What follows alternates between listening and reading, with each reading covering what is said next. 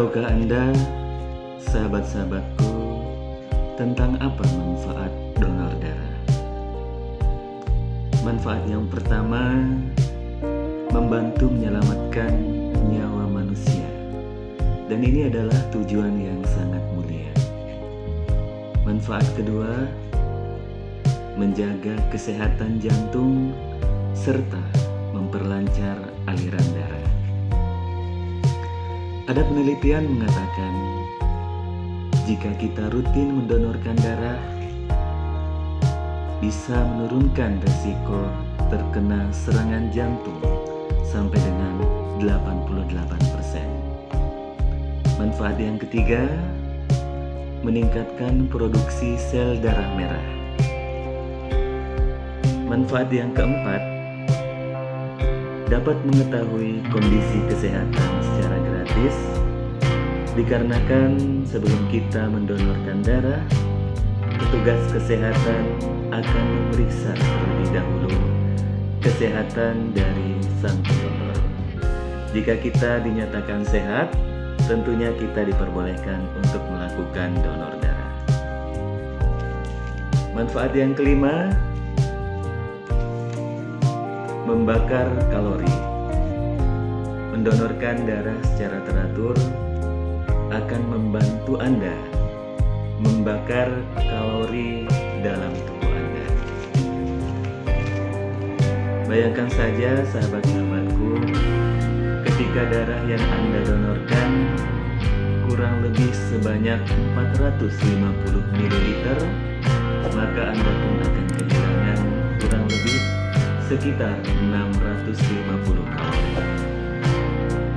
Manfaat yang keenam, menurunkan risiko kanker. Manfaat yang ketujuh, pikiran jauh lebih stabil. Dengan mendonorkan darah dapat membuat Anda jauh lebih bahagia dan damai.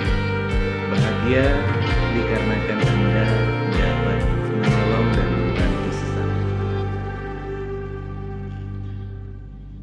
Manfaat yang kedelapan, menurunkan kolesterol. Dengan melakukan donor darah, kolesterol yang ada di dalam darah secara tidak langsung akan berkurang bersamaan dengan keluarnya darah yang lama. Manfaat yang kesembilan, merawat kesehatan organ hati.